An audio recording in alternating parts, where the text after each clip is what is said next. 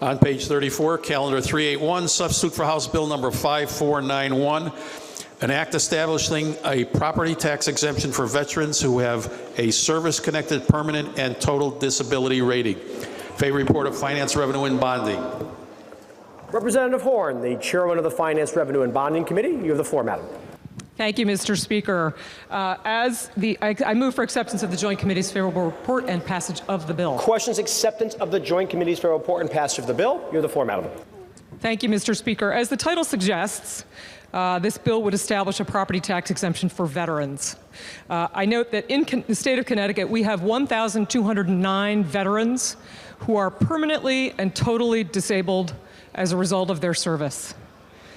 This bill responds to that and gives them a little bit of additional comfort by providing them with a property tax exemption for a home used as a primary residence.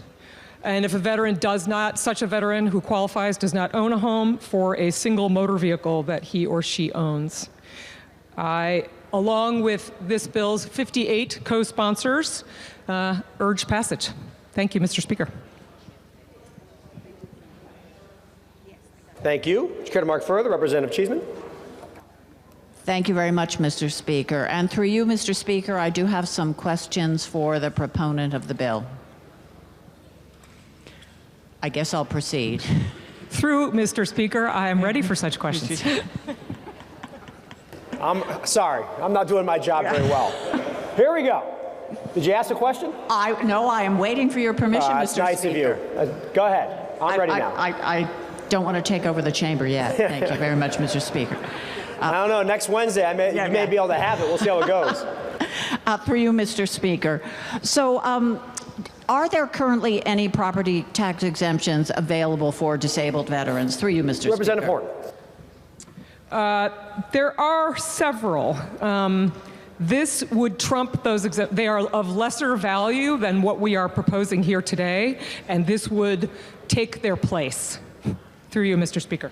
Representative Cheeseman. Thank you, and through you, Mr. Speaker. So the legislation, as it is outlined, would only extend this 100 property tax exemption to those veterans who had been classified as permanently and totally disabled. Is that correct? Through you, Mr. Speaker. Representative Horn. Through you, Mr. Speaker, the good ranking member is indeed correct. Representative Cheeseman. Thank you. And through you, Mr. Speaker, do we have any idea how many such veterans there are currently residing in the state of Connecticut? Through you, Mr. Speaker. Representative Horn. Through you, Mr. Speaker, yes, we believe there are 1,209 veterans who qualify as permanently and totally disabled as a result of their service. Representative Cheeseman. Thank you. Through you, Mr. Speaker. And would this property tax exemption be available to all members of the military, regardless of their branch of service? Through you, Mr. Speaker. Representative Horn.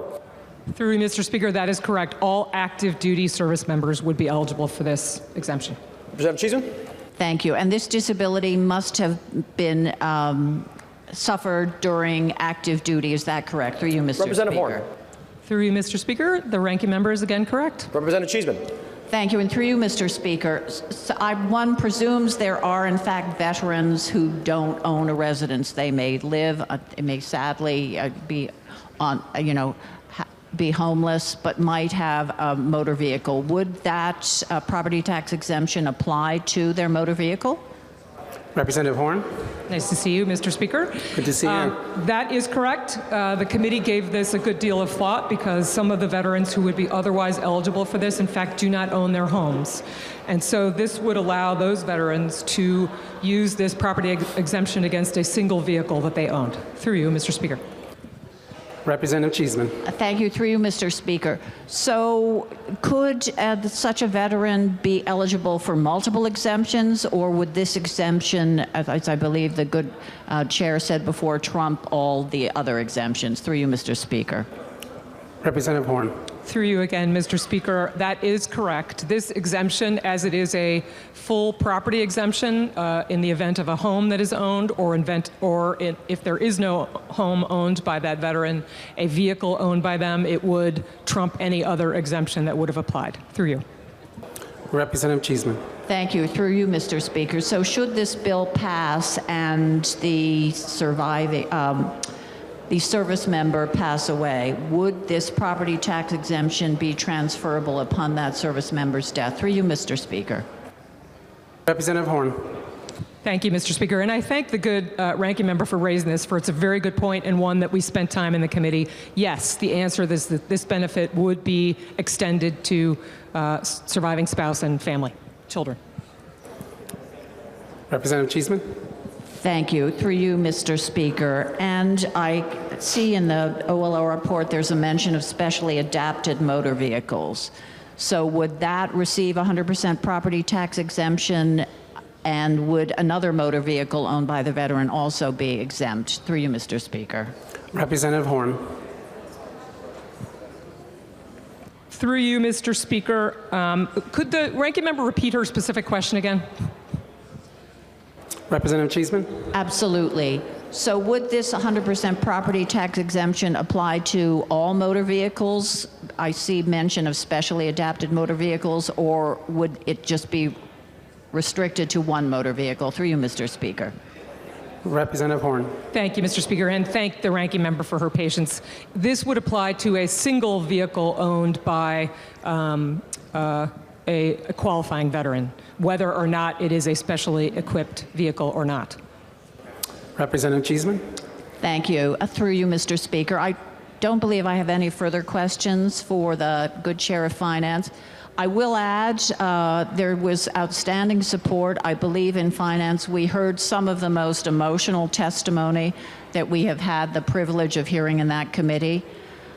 I am one who is constantly reluctant to pass on unfunded mandates to our municipalities, but I believe given the limited number of these veterans, the sacrifice they made in the service of their country, and the fact, God willing, we will not be adding to their numbers, and as they pass, this liability from the municipalities will go away. I stand in full-fledged support of this bill today. I would encourage my caucus to support it. I want to thank the House Chair for her comments. Thank you, Mr. Speaker. Thank you, Representative Cheeseman. Representative Nolan, the 39th. You have the floor, sir. Thank you, Mr. Speaker. I'm just standing for comment. You may proceed. I'm excited to stand before you today in regards to this bill, HB 5491, and the importance of it to ensure that we give back to our veterans that have given their lives practically in order for us to be where we are today. 100% tax exemption bill for 100% disabled rating veterans in Connecticut would be extremely beneficial to our veterans because it acknowledges and appreciates the sacrifices these veterans have made for our country. It provides them with a financial relief and support, recognizing their service and the challenges they may face due to their disabilities. Additionally, HB 5491 helps to improve the quality of life by easing their financial burden and allowing them to focus on their health and well-being. And overall, it is a way to honor and support those who have served and sacrificed greatly. Throughout the summer, or throughout the year, myself and Representative Delaney and many people from the Veterans Committee went out to communities throughout the state, and this was one of the biggest things noted that our veterans had asked for support in. Supporting this, I just believe, improves their livelihood. And it is just such an amazing thing that we were able to get so many co-sponsors on the bill to show how many people support our veterans. So I'm asking my colleagues to please support this bill and make a difference in the lives of our veterans who have been the gateway for us to be able to be here today and do some of the things that we do today. So I thank you, Mr. Speaker, and I thank our finance chair for bringing out this bill today. It is much appreciated. Thank you, Representative. Representative Ackert. You have the floor, sir. Thank you, Mr. Speaker. And a question or two to the proponent of the bill. You may proceed. Thank you. As someone that goes around, like many of us, and we talk about the benefits to veterans and the things that I want to make sure I'm clear on this one when I do get to go to my local veterans coffee hours and be 100% on task. Are these veterans that have enlisted from the state of Connecticut through you, Mr. Speaker? Representative Horn. Through you, Mr. Speaker, I believe this is this would apply to any active veteran who is disabled as a result of their active service who resides in Connecticut. Through you, Mr. Speaker. Representative Ackert. Thank you, Mr. Speaker. So if obviously somebody moved here this year after this inception, they could, from another state, and they're disabled, 100% disabled, they move to Connecticut, they would be availed to this opportunity through you, Mr. Speaker. Is that correct? Representative Horn. Through you, Mr. Speaker, I believe that's correct. These veterans have served our country, and as a result, it's our belief that if they reside in Connecticut, they should be able to participate in this benefit. Through you, Mr. Speaker. Representative Ackert. Thank you, Mr. Mee. I know they served our country. Thank you for the good. I didn't need that clarification. I'm just looking at the impact for my municipality. I'm thinking about my municipality and the other people in that municipality. That's all. And I do appreciate what we've dove down into this, quite a bit, saying that it's for like a home or condo. And if it's not a home or condo, it looks like it could be a vehicle rather than, when I start to see this legislation, if I've owned 6 vehicles and have 3 homes, because of whatever, and maybe a commercial building. That's what I just want to make sure that we're on, and because we do this. But through you, Mr. Speaker, was there any thought that the state of Connecticut ponying up the dollars to help support these U.S. veterans? Through you, Mr. Speaker. Representative Horn. Through Mr. Speaker, I believe, I want to back up a little bit and credit the advocacy of the good chair of the Veterans Committee for ensuring that the Finance Committee took up this bill and heard it and turned it into the bill that we have in front of us today. And I believe that committee concerns itself with frequency of creating benefits to aid the veterans generally. And we always have a thought about the balance between the costs to municipality and the state, and I take the good representative's question about whether or not we should consider reimbursing towns for this. I'm sure it will be a continued topic of conversation. Through you, Mr. Speaker. Representative Ackert. Thank you, Mr. Speaker, and I thank the good lady for her answers. I'm going to support this legislation because I do believe our veterans deserve support, but also we have to always think about also the impact of our communities also. And a lot of my towns right now are struggling with their budgets, typically for some of the reasons imposed on this from this body. I think that if we look at wanting to support, as a state, support our veterans, then I think that the dollars from our budget in the state should go in support the veterans in this case. But I thank the good lady and the work of the Veterans Commission Committee on what they're working for our veterans. So I thank you for the time, Mr. Speaker. I thank the good lady again. Thank you, Representative. Representative Buckby of the 67th. You have the floor, sir. Good morning, Mr. Speaker. Good morning. Just a couple of comments, I believe. No questions. Just a few comments, if I may, on the bill. You may proceed, sir. Thank you. First, I'd like to certainly thank the chairs of both the Finance and Veterans Military Affairs Committees, as well as the ranking members of both, for championing this through. It's such an important piece of legislation that really came to my full attention when we had a great hearing, invited a public open hearing for all to come by for Veterans and Military Affairs. And there was a constituent not from my district who first brought this about and really brought this to me outside of that room, and wouldn't have been up there had they not gotten a ride from the good representative from the 132nd district who championed this along with. So I'd like to really recognize the advocacy for retired Lieutenant Colonel Heidi Cornell, who really championed this through. She was a big part of it. But truly to all the veterans who came forward to us as well in support of this bill, I think it's critical. It's what we should be doing. We talk about all the times that we want to do the right thing and we want to stand up for our veterans, and this is it. This is our first job as government to help those who can't help themselves in some ways. And this is truly standing up for some of our best people, some of our heroes of this state, and I think it's a great precedent to put forward. I do hope that we can look at this later on into some additional funding for the municipalities, but it certainly is the right step forward. I certainly want to again thank both committees, recognize the representative from the 132nd on her advocacy, and again thank Lieutenant Retired Colonel Heidi Cornell. Thank you, Mr. Speaker. Thank you, Representative. Representative Leeper of the 132nd.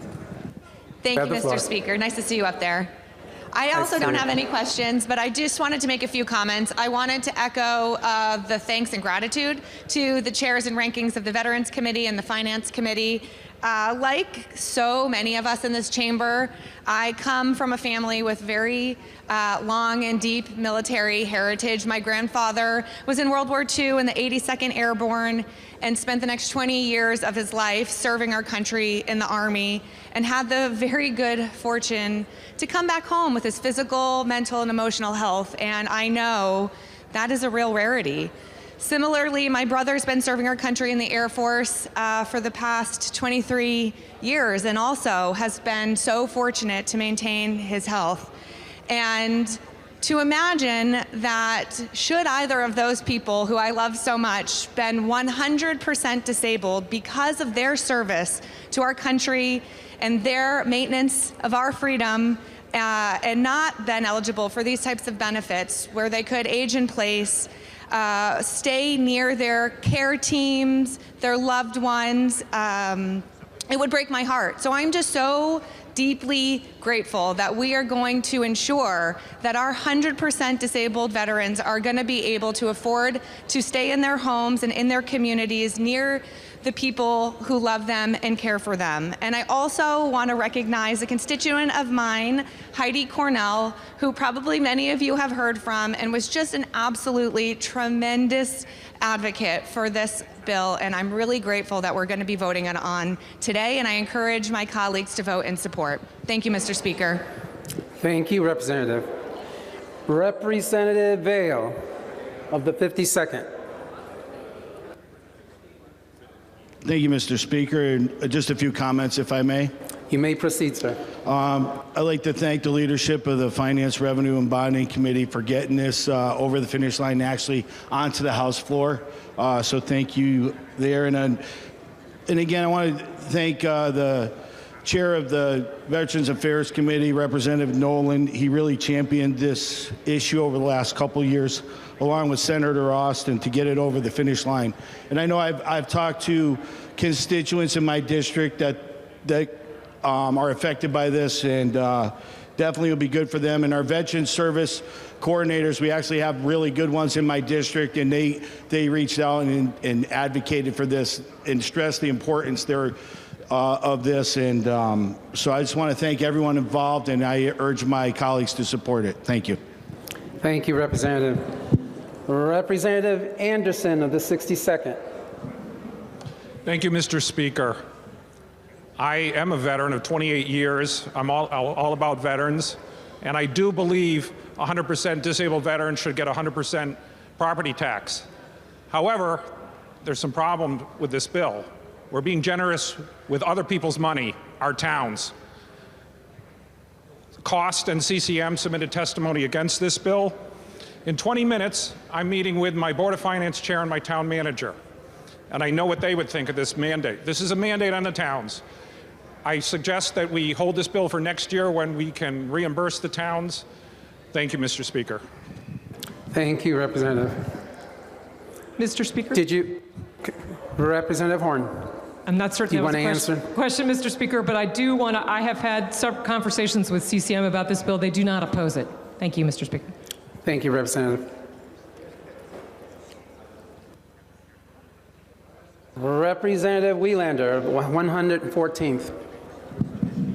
Thank you, Mr. Speaker. I also am rising just for a comment. I am in full support of this. In fact, I wish we could expand it and do more. As the sister of 3 combat veterans, all of whom are gratefully, I'm thankful, out of the service now. So for the first time in 24 years, 25, 26, I can't remember now, we haven't had to worry about any of my brothers being deployed and being put in harm's way. And I think that the more that we can do for our veterans to make sure that we are saying thank you for their service. They are doing something for all of us every day. Their families are, and this is an opportunity that I am proud to support, and I thank everyone who advocated for this and the leadership of the committees for raising it. Thank you, Mr. Speaker.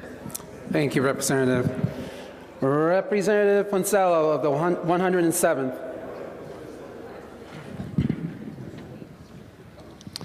Thank you, Mr. Speaker.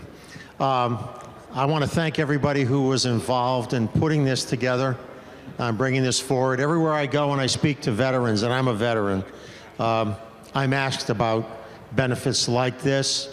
And just very briefly, I want to add to what everyone has said here and just say, we wouldn't be here doing what we do today if it wasn't for them doing what they did back then. So it's a small price to pay. And thank everyone, and I urge you all to support the bill. Thank you. Thank you, Representative. Representative Osborne of the 16th. Thank you, Mr. Speaker. I rise in full support of this bill. While I'm mindful of the fact that my town had 0% growth in its grand list this year, there are some priorities that take precedent.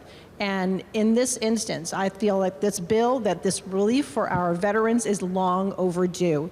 The sacrifices they have made for our country, these are not just obligations of our federal government, but it's our obligations as citizens to show them our gratitude and to provide them relief that they need in their lives. So I rise in full support of this bill. I am grateful to the co-sponsors and the original sponsors of this bill for bringing it forward. It will have my full support, and I urge passage. Thank you, Mr. Speaker.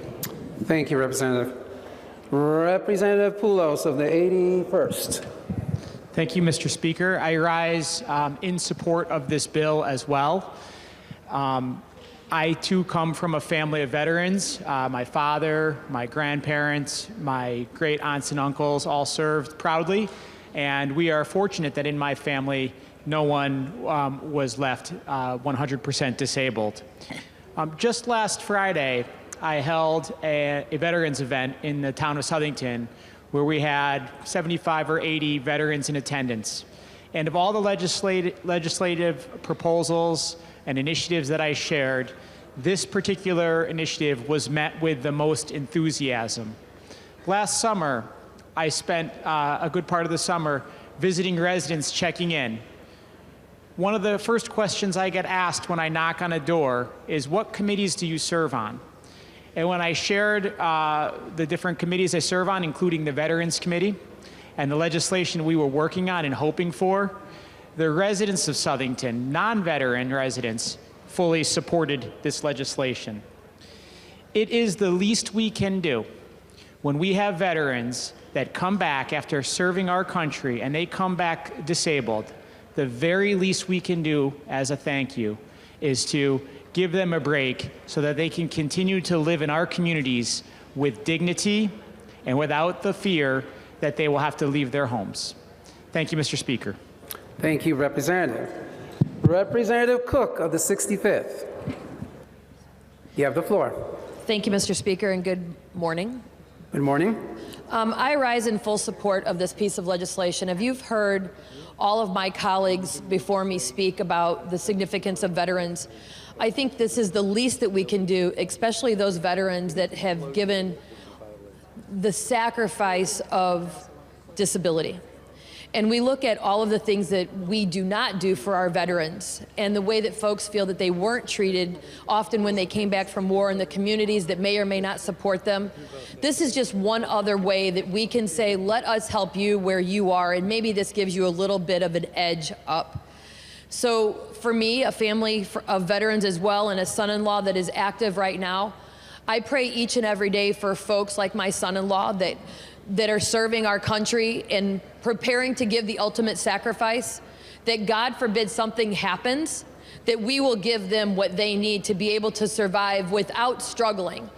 And there's nothing worse than seeing a veteran who has both legs amputated being able to survive, or being homeless because they can't pay their bills. So I urge all of our colleagues to support this, and I would hope that our community members can get behind the veterans that have served and protected and fought for them and given them the freedoms that they have. Thank you, Mr. Speaker. Thank you, Representative. Representative Butler, the 72nd. You have the floor, sir. Good morning, Mr. Speaker. Morning, sir. I rise in support of this initiative because our veterans actually have served this country and afforded us the lifestyles that we live today, the freedoms that we live today. Both my father and my father-in-law both served. My father served in World War II. And a lot of times the veterans would not actually talk to you about what they witnessed. And it wasn't until later in his life that he did share some of what he witnessed. And if you ever talk to a veteran and hear their experience, you should know we shouldn't even have to wait until they're 100% disabled to support them. We should do everything we can to support them all the time. Also have a son that served in Afghanistan. Folks, what these people see, witness, and have to endure is the ultimate sacrifice when they give their life, but just the greatest of sacrifice just to even be there. So I would say that we should do everything we can for veterans, not just when they're disabled, but we need to do more for them when they come back here after serving, period. They have earned it. So, Mr. Speaker, I rise in strong support of this. You know, besides our seniors, veterans, and children, ultimately, we should do all we can for people in these groups, but the veterans, they've earned it. Thank you, Mr. Speaker. Thank you, Representative. Representative Santos of the 109th. You have the floor, sir. Thank you, Mr. Speaker. I rise in support of this bill as well, and many of my colleagues so eloquently stated why we should all support this legislation. I'm a proud member of the Veterans and Military Affairs Committee, where we analyzed this bill. And I understand also the concern about cost on municipalities. I spoke to my tax assessor for the city of Danbury, who looked at this issue and analyzed it and said in a city with nearly 90,000 residents, this will be a minimal cost. And it is the very least that we can do for these brave men and women who have sacrificed so much for our nation. And so I rise in strong support of this bill. I hope that my colleagues will also support this, because it is the minimum that we can do for those who do so much for us. Thank you so much, Mr. Speaker. Thank you, Representative. Will you remark further on the bill, on this bill? Representative Horn? Thank you, Mr. Speaker. I just want to, in closing, just put a point on the advocacy for this bill. As I believe the ranking member mentioned, the testimony that we had in front of our committee was deeply moving. And note that because this bill benefits, completely, totally disabled veterans, they're not really able to advocate for themselves. So what we saw were people who were taking their time to advocate for other people, which is always a really profoundly moving thing. And in the connection with the advocacy, I again want to credit the advocacy of the chair of the Veterans Affairs Committee, who is largely responsible for the fact that there are 58 co-sponsors of this excellent bill. And with that, I urge its passage. Thank you, Mr. Speaker. Thank you, Representative. Will you remark further on this bill? Will you remark further on this bill? If not, will staff and guests please come to the well of the House? Will the members please take their seats? The machine will be open.